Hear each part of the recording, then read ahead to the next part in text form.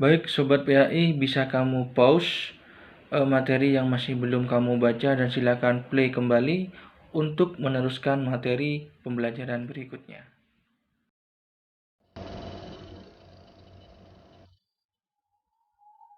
Baik, Assalamualaikum warahmatullahi wabarakatuh. Alhamdulillahirabbil alamin, kita dapat bertemu bertatap muka lagi walaupun masih dalam situasi pandemi ini. Kita selalu diberikan oleh Allah kesehatan dan juga kesempatan untuk mengikuti kelas mata pelajaran PAI dan Budi Pekerti untuk kelas 11. Baik, untuk kali ini Bapak akan menjelaskan mengenai Al-Quran sebagai kitab suci terakhir umat manusia. Kalau kemarin kita sudah belajar mengenai iman kepada kitab Allah yang berjumlah 4 itu, ya, mulai dari Taurat, Zabur, Injil, dan juga Al-Quran. Di sini Bapak akan menjelaskan khusus untuk Al-Quran karena kitab suci yang Allah turunkan kepada kita yang terakhir itu adalah Al-Quran. Baik, kita mulai dari pembukaan terlebih dahulu, ya. Al-Quran merupakan mukjizat terbesar yang dimiliki oleh Nabi Muhammad. Nah, jadi seluruh petunjuk dan pedoman hidup manusia dari Al-Quran itu pertama kali diturunkan sampai nanti akhir kiamat atau akhir zaman. Al-Quran ini tetap eksis keberadaannya, ya. Al-Quran ini tetap sesuai dengan keadaan zaman. Mungkin zamannya saja yang belum istilahnya masih belum menyentuh kepada aspek yang ada dalam Al-Quran, tapi Al-Quran sudah terlebih dahulu tahu. Karena apa? Karena mukjizat, ya. Karena mukjizat terbesar yang dimiliki oleh Nabi Muhammad yang diturunkan kepada Nabiullah Muhammad. Kemudian Al-Quran ini, ya, seperti yang kita sudah tahu, terdiri dari 30 juz, 114 surat, dan kurang lebih 6.236 ayat. Di sana turunnya Al-Quran disebut dengan Nuzulul Quran. Biasanya diperingati oleh umat Muslim, ya, pada tanggal 17 Ramadan. Ini apa ya istilahnya Al-Quran, ya. Apa itu Al-Quran? Kemudian bagaimana itu kumpulan Al-Quran dan terdiri dari apa saja Al-Quran? Nah, ini bisa kalian baca di sini. Kemudian kita beralih kepada pengertian Al-Quran secara etimologi atau segi bahasa. Nah, di sini ada beberapa ulama yang Bapak tulis. Di sini ada 1, 2, 3, 4, 5, mulai dari Al-Lihyani, Al-Asy'ari, Al-Fara'i, Al-Zujjaj, dan Asy-Syafi'i, ya.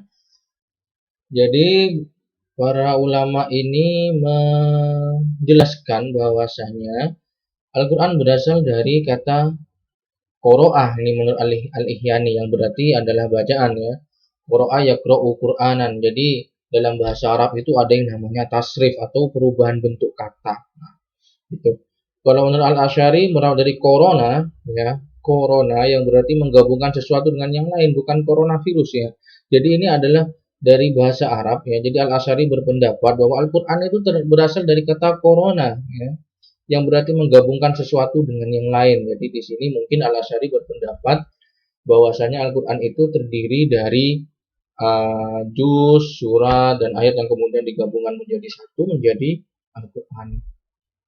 Kemudian ada yang mengatakan bahwasanya Al-Quran ini berasal dari kata korina atau koroina, ya, yang berarti adalah petunjuk bahwa ayat-ayat Al-Quran ini satu sama lain saling membenarkan, ya. Jadi saling membenarkan, maka kemudian Al-Fara'i berpendapat bahwasanya Al-Quran itu berasal dari kata koroin atau korina. Ya.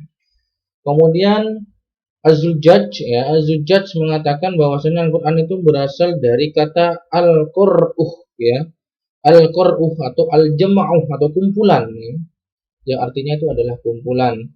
Kemudian yang terakhir adalah menurut Asy-Syafi'i bahwasanya Al-Quran itu ya udah nama asli dari kitab suci yang terakhir, jadi bukan merupakan bentukan kata dari apapun. Sama seperti Injil, Zabur, dan Taurat itu merupakan satu nama yang diberikan oleh Allah kepada kitab sucinya yang terdahulu. Kemudian pengertian Al-Quran secara terminologi atau istilah, ya, sudah ada di sini menurut Syekh Muhammad Khudairi Bey, menurut Subki Ali, menurut Syekh Muhammad Abduh, bahwasanya kalau kita kemudian meringkas atau merangkum dari beberapa pendapat ketiga ulama ini, bahwasanya Al-Quran itu adalah firman Allah yang berbahasa Arab yang diturunkan kepada Nabi Muhammad, ya. Al-Quran adalah firman Allah yang berbahasa Arab, kita mempunyai petunjuk satu, kemudian diturunkan kepada Nabi Muhammad yang disampaikan secara mutawatir dan bernilai ibadah untuk membacanya. Jadi ada 4 petunjuk bahwa pengertian dari Al-Quran, ya, bahwasanya Al-Quran adalah lafaz Allah yang berbahasa Arab, kemudian diturunkan kepada Nabi Muhammad yang diturunkan secara mutawatir, ya, dan membacanya adalah ibadah. Mungkin ada tambahannya apa? Dimulai dari suratul Fatihah dengan diakhiri dengan surah An-Nas. Nah, ini adalah nama-nama lain dari Al-Quran. Saya mengambil dari Wikipedia, ya. Bahwasanya ada beberapa macam, ada banyak sekali, ya. Ada banyak sekali nama-nama Al-Quran. Bahkan ada salah satu ulama yang mengatakan bahwa Al-Quran, nama lain dari Al-Quran ini ada 72. Tapi di sini Bapak hanya memberi beberapa, ya, mulai dari Alkitab, Al-Furqan sampai kepada Al-Qaul. Kalau kita lihat bahwasanya sebenarnya nama-nama lain Al-Quran ini adalah fungsinya, ya. Fungsi dari Al-Quran itu seperti apa? Di sini ada yang mengatakan Alkitab, buku. Ya, memang Al-Quran berbentuk mushaf, ya, atau berbentuk buku. Jadi di sini Al-Quran tersebut harus berupa mushaf, berupa buku, ya. Seperti buku. Nah, bagaimana dengan Al-Quran yang dahulu? Bahwasanya Al-Quran terdahulu itu sebelum zaman siapa ya? Zaman Umar, ya. Jadi pada saat itu ada perang yang namanya perang Yamamah, di mana pada saat itu penghafal Al-Quran banyak yang gugur. Banyak yang gugur, kemudian sahabat berinisiatif untuk apa? Untuk kemudian membukukan Al-Quran, ya. Kemudian selesai pada masa Utsman bin Affan. Ada Al-Furqan, pembeda benar dan salah, Az-Zikir, hingga sampai Al-Qaul atau perkataan ucapan. Ini bisa kalian baca sendiri nama-nama lain dari Al-Quran. Kemudian penggolongan surah dalam Al-Quran, ya, penggolongan surah Al-Quran menurut tempatnya. Nah, kalian tahu Makkiyah dan Madaniyah, ya. Jadi Makkiyah itu adalah surat-surat Al-Quran yang turun di Mekah atau sebelum hijrah. Ya. Jadi meskipun Nabi itu keluar dari Mekah, contohnya, ya, keluar dari Mekah hingga sampai ke perbatasan Madaniyah, tapi masih belum terjadinya hijrah di sana, maka surah tersebut masih tergolong surah Makkiyah. Dan kemudian suratul Madaniyah, ya, jadi surat Al-Quran yang diturunkan setelah hijrah. Setelah hijrah maka disebut dengan Madaniyah. Walaupun Nabi kemudian ketika haji wada, ya, ketika haji wada beliau ada di mana? Beliau ada di Mekah. Ya, kemudian turunlah ayat Quran yang terakhir, ya, surah Al-Maidah ayat 3. Bismillahirrahmanirrahim. Al-yauma akmaltu lakum dinakum wa atmamtu alaikum wa raditu lakum Islam madinah. Jadi ini ada di surat Al-Maidah, ya. Apakah ayat tersebut Makkiyah? Ya.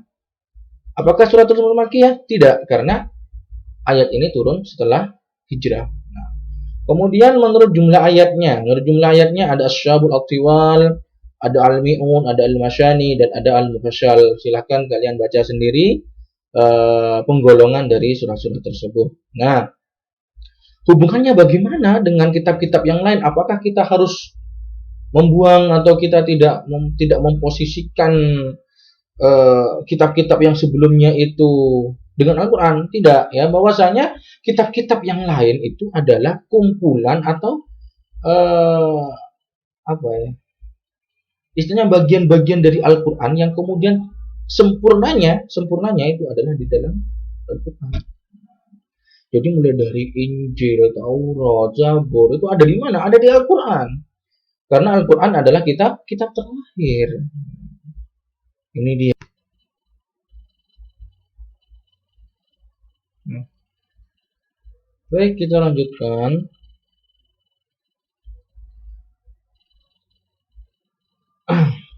Mohon maaf, barusan kita agak delay ya karena 10 menit ya. Dan ternyata memakai aplikasi ini hanya 10 menit. Kita lanjutkan ya. Bahwasanya Al-Quran itu adalah berisi mengenai basic ya, peraturan basic atau peraturan dasar mengapa kitab itu diturunkan. Jadi ajaran dasarnya itu adalah mengenai ketauhidan, yaitu di mana tiada Tuhan selain Allah. Jadi mulai dari kitab yang pertama sampai kitab Al-Quran itu tidak ada yang namanya istilahnya tidak ada yang namanya pertentangan.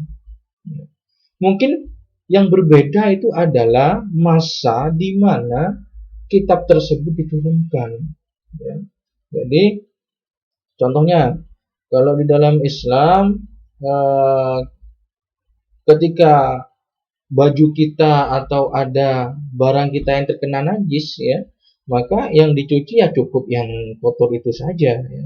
Tapi di zaman atau di era Nabi Musa atau Nabi siapa seperti itu ya.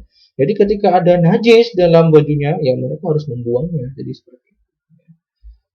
Nah, jadi istilahnya contohnya juga bagaimana cara ajaran terdahulu mengenai seorang pembunuh ya. Jadi dalam Islam itu ada yang namanya hukum mati ya. Jadi istilahnya ada juga ya hukum pembunuhan. Karena apa? Hukum untuk orang yang melakukan pembunuhan ya. Jadi bunuhnya bagaimana? Itu ada sendiri ya. Ada sendiri. Al-Quran itu menjadi referensi untuk menghilangkan perselisihan antara umat-umat Rasul yang berbeda. Ya, jadi umat-umat Rasul mulai dari zaman Nabi Adam sampai Nabi Muhammad semuanya sama. Yakni apa? Bertauhid, ya, bertauhid kepada Allah. Next, kemudian, nah, ini tugas untuk kalian ya, tugas untuk kalian. Silakan kalian rekam suara kalian ya. Melalui rekaman HP atau laptop atau komputer kalian ya. Kalian baca surah Al-Maidah ayat 48 ya. Kemudian sebelum kalian membacanya, kalian sebutkan nama dan kelas ya. Nama, kelas, absen ya, supaya absen. Kemudian baru membaca ta'awud, bismillahirrahmanirrahim, dan kemudian membaca ayatnya, nggak usah membaca artinya ya.